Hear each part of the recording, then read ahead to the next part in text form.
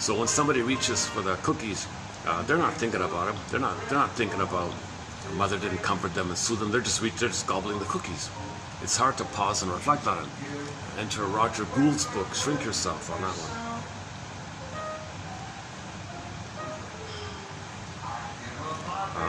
Yeah, so you experience it, even insist on it. Okay, this is one of the reasons why therapy can't take place alone. It represents one of the basic limits of introspection. This makes it hard to define the repetition compulsion experientially, unless one also includes those moments, often long after the fact, when one begins to wonder whether more is going on than a series of unpleasant, fortuitous recurrence. The repetition of that which, so far as we know, we would far rather not repeat.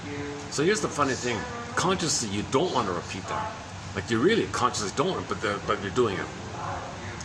So people feel like they're possessed and they're cursed and they're jinxed or some unknown thing, and he calls it like what do you call it again? Some force, some kind of a. So that's the thing.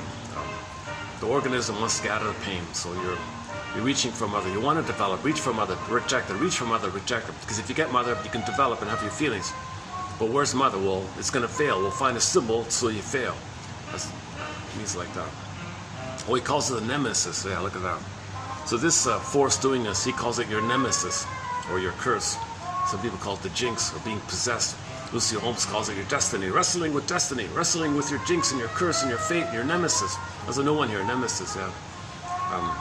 The repetition compulsion of that which, so far as we know, we would far rather not repeat.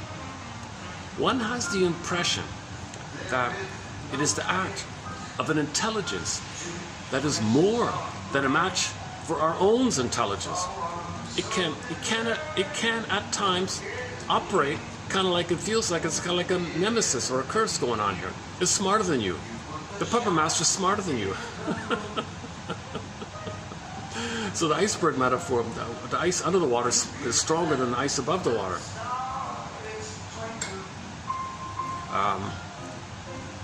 The owner of a luxury building who's on the yacht has more power than the doorman. Who is more powerful? The invisible, mysterious owner of the building who's on a yacht somewhere, on $1 billion yacht or whatever, on the Virgin Islands or something. Who is more powerful, that guy? Or the doorman who's braggadocio, whom you see? You see the doorman, he thinks he's a hot shot.